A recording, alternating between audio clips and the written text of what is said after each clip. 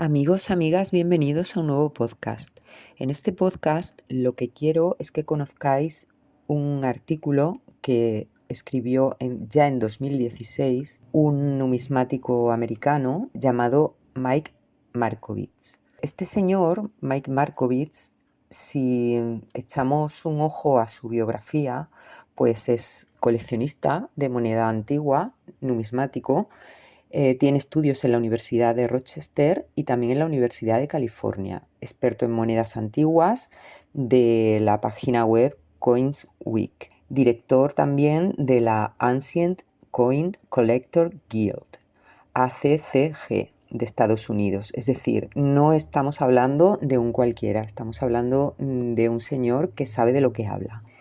Bien, pues paso a leer este artículo que estaba en inglés y ha sido traducido por nuestro amigo Bruno Ovejero, al cual doy las gracias desde aquí. Y dice así, se titula La guerra global contra los coleccionistas de monedas antiguas. Existe una guerra global en contra de los coleccionistas de monedas antiguas y, como muchas guerras en la historia, está ampliamente basada en mentiras. Los saqueos desenfrenados de sitios arqueológicos alrededor del mundo crearon vacíos trágicos en nuestro conocimiento de la historia humana. Pero el rol de las monedas en esa tragedia es frecuentemente exagerado para avanzar en la agenda política de aquellos que buscan definir a todas las monedas antiguas que están fuera del control estatal como propiedad robada y criminalizar la propiedad privada de antigüedades. Las antigüedades coleccionables incluyen estatuas y estatuillas, armas y armaduras, metal, vidrio, cerámica, paneles de piedra esculpida, mosaicos, frescos, joyería y muchos otros artefactos. Las monedas antiguas representan una pequeña y de ninguna manera la más valiosa fracción del mercado global de antigüedades. Las monedas difieren de la mayoría de las antigüedades en dos aspectos importantes. Son producidas masivamente y fueron hechas para circular. Debido a que las monedas fueron producidas masivamente, existen miles o incluso millones. Entre el 330 y el 323 a.C., Alejandro Magno capturó 180.000 talentos de plata del Imperio Persa. Ello equivaldría a 270 millones de tetradracmas, la moneda estándar de aproximadamente 17 gramos. La mayoría fueron eventualmente fundidas y recicladas. Muchas otras se perdieron y millones permanecen enterradas, pero actualmente muchas residen en colecciones públicas y privadas, grandes y pequeñas. Como las monedas eran un medio de intercambio, son generalmente encontradas lejos de sus puntos de origen, a veces a miles de kilómetros. El coleccionismo de monedas antiguas tiene una larga, honorable y erudita historia que se remonta al Renacimiento. Los presidentes Thomas Jefferson y John Quincy Adams coleccionaban moneda antigua. La inminente destrucción de esta ficción es apenas un daño colateral en una lucha más amplia que enfrenta a coleccionistas, museos y comerciantes de antigüedades contra arqueólogos académicos y poderosos burócratas del patrimonio cultural, cuya seguridad laboral depende de provocar la indignación pública por el expolio. El lobby arqueológico y sus aliados políticos quieren convencer que el coleccionismo de monedas antiguas financia saqueadores de tumbas y expoliadores que destruyen yacimientos antiguos, pero las monedas coleccionables son rara vez halladas en tumbas y difícilmente encontradas en sitios arqueológicos. La mayor parte de las monedas antiguas que llegan al mercado son encontradas en tesoros. No existían bancos en el mundo antiguo. Si tú querías mantener tu dinero seguro en tiempos de desconcierto, lo enterrabas en un jarrón, generalmente lejos de edificios. Si nadie más nunca iba a reclamarlo, allí quedaba. Bien, esa sería la introducción del artículo. Luego sigue con una sección llamada La Convención de la UNESCO de 1970. El disparo inicial en la guerra contra los coleccionistas fue lanzado en 1970, en París, cuando la Organización de las Naciones Unidas para la Educación, la Ciencia y la Cultura, también llamada UNESCO, adoptó la Convención sobre las medidas que deben adoptarse para prohibir e impedir la importación, la exportación y la transferencia de propiedad ilícita de bienes culturales, que entró en vigencia el 24 de abril de 1972. En 8 páginas de texto, la palabra moneda aparece exactamente una vez. Esto entrecomillado, antigüedades que tengan más de 100 años, tales como inscripciones, monedas y sellos grabados. Es la única vez que aparece la palabra monedas en esos 8 folios. En el debate sobre antigüedades, el año 1970 es comúnmente tomado como un punto de referencia. Objetos documentados fuera del país de origen antes de 1970 son considerados legítimos. Cualquier cosa exportada después de esa fecha es sospechosa y muchos museos rehúsan adquirir o exhibir tal material. En 1983, el Congreso de Estados Unidos aprobó la Ley de Implementación de Propiedad Cultural, CPIA, por sus siglas en inglés, que ratificaba la Convención de la UNESCO con algunas reservas. Mark Fielman, asesor legal del Departamento de Estado, dijo en el Congreso que, abro comillas, esta legislación y la ratificación de la Convención no tendrá efecto inmediato en las monedas y es para mí difícil de imaginar un caso en el que se tenga que lidiar con monedas excepto en las circunstancias más inusuales. La ley establece un comité asesor de propiedad cultural, llamado CPAC, de 11 miembros designados por el presidente y actualmente dirigido por el Centro de Herencia Cultural del Departamento de Estado. La tarea del comité es aconsejar al presidente o a quien éste designe en acciones apropiadas de Estados Unidos en respuesta a los requerimientos de los estados parte para proteger su herencia cultural.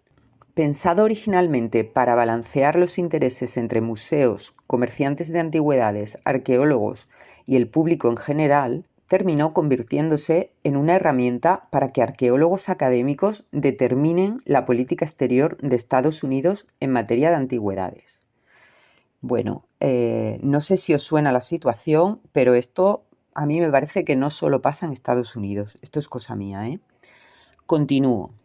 Esta política tomó cuerpo en una serie de memorándums de entendimiento, llamados MOUs, entre los Estados Unidos y un número de países determinado. Para monedas antiguas, los más significativos son los MOUs con Bulgaria, China, Chipre, Grecia e Italia, entre otros. En 1983, los redactores de la CPIA no anticiparon que las monedas serían sujeto de restricciones de importación, pero las cosas ocurrieron de una manera bastante diferente. Por ejemplo, en el caso del MOU con Bulgaria, las restricciones incluyen objetos usados como medio de intercambio premonetario, campanas, brazaletes, monedas tracias y helenísticas acuñadas en oro, plata, bronce por las ciudades-estado y reinos que operaron en el territorio del actual estado de Bulgaria, monedas romanas provinciales usualmente producidas en el territorio de Bulgaria moderna, monedas de los imperios búlgaros y del imperio bizantino, y monedas otomanas acuñadas en cecas de la actual Bulgaria. El MOU con China aplica a monedas desde sus comienzos con la dinastía Zhou, del 1043 al 256 a.C., hasta la dinastía Tang, que finalizó en el año 907 después de Cristo. Irónicamente, tales monedas son ampliamente vendidas y compradas y una de las casas de subastas líderes pertenece al ejército chino.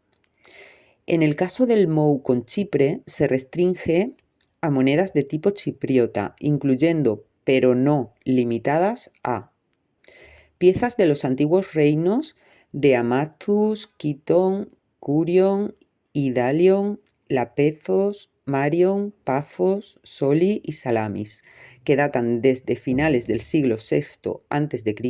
al 332 a.C. Piezas del periodo helenístico, como aquellas de Pafos, Salamis y Kition, desde el 332 a.C. hasta el 30 a.C., y monedas provinciales y locales desde el 30 a.C. hasta el 235 después de Cristo.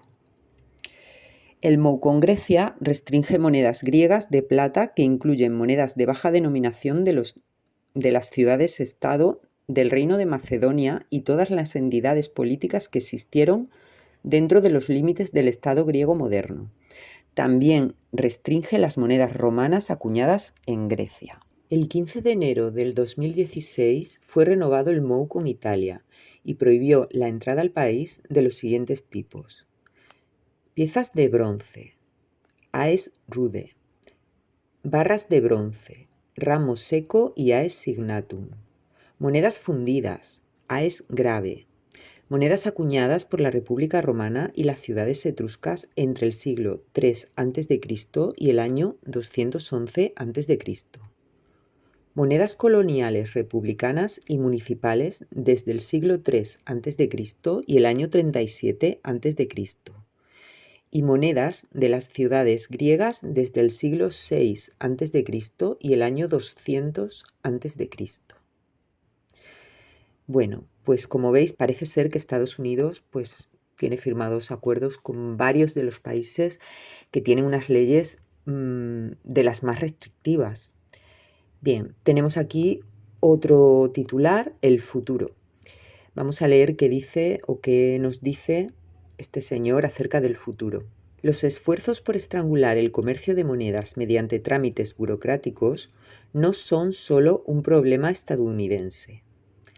En julio de 2016, el Parlamento alemán pasó una nueva ley de protección de propiedad cultural, requiriendo que cualquier moneda ofrecida para la venta debía estar acompañada por una licencia válida de exportación de su país de origen. Alemania tiene un rol mayor en el comercio de monedas antiguas, con muchas antiguas y respetadas casas de subasta. En el último minuto, una campaña de lobby de coleccionistas aseguró una excepción para las monedas.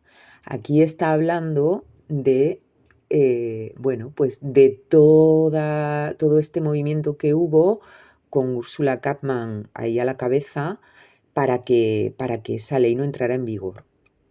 ¿Vale?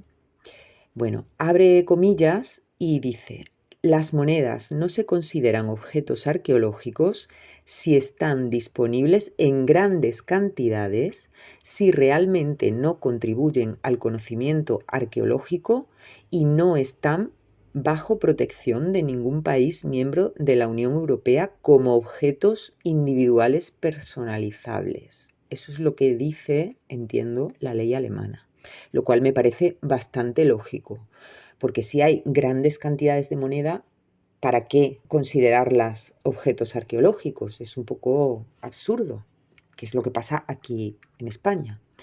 Vale, perdonadme, sigo. En septiembre de 2016, una nueva amenaza emerge cuando un proyecto de ley ingresó en el Senado de los Estados Unidos para enmendar la Ley de Propiedad Robada, Stolen Property Act, originalmente pensada para criminalizar el robo interestatal de coches. Basada en la ampliamente desacreditada afirmación de que el ISIS se financiaba saqueando antigüedades, esta Ley de Prevención de Ingresos por Arte y Antigüedades Terroristas de 2016 facultaría a las agencias federales a confiscar y repatriar artefactos valorados en tan solo $50, en el supuesto de que fueran retirados ilegalmente de Siria o de Irak. Dentro de los límites de Irak y Siria, que no existían como países hasta el siglo XX, existían muchas cecas persas, helenísticas, partas, sasánidas, romanas, bizantinas, cruzadas e islámicas. Cualquier estadounidense con apenas una fracción de herencia europea es casi ciertamente descendiente de pueblos que fueron en algún punto ciudadanos o enemigos del Imperio Romano. La historia antigua no es solo la historia de otros, es nuestra historia y nuestro precioso patrimonio cultural también. Es irónico que tantas regiones arqueológicamente bien dotadas estén pobladas hoy por los descendientes de los invasores que destruyeron las mismas culturas cuyos restos sus gobiernos modernos reclaman como exclusivamente propios.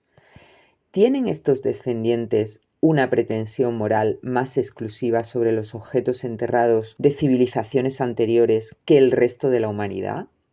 Bueno, y con esta pregunta acaba el artículo Mike Markovits. Como veis, esta problemática es algo global, es algo que, fijaos que este artículo es escrito por un numismático americano, ¿vale? Así que, bueno, pues realmente es un buen artículo para reflexionar. Voy a dar una vez más las gracias a Bruno Ovejero, a este numismático y coleccionista, que ha sido tan amable de traducirnos este artículo. Y gracias a él, bueno, pues lo hemos podido disfrutar en castellano.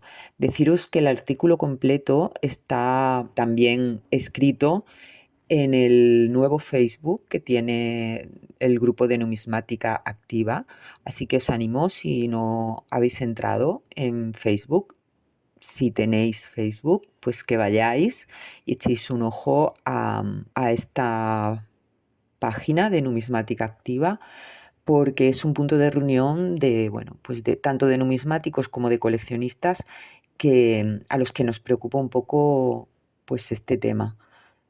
Y por mi parte nada más. Espero que os haya resultado interesante el artículo y nos oímos en un vídeo o un podcast próximo. Un saludo y hasta pronto.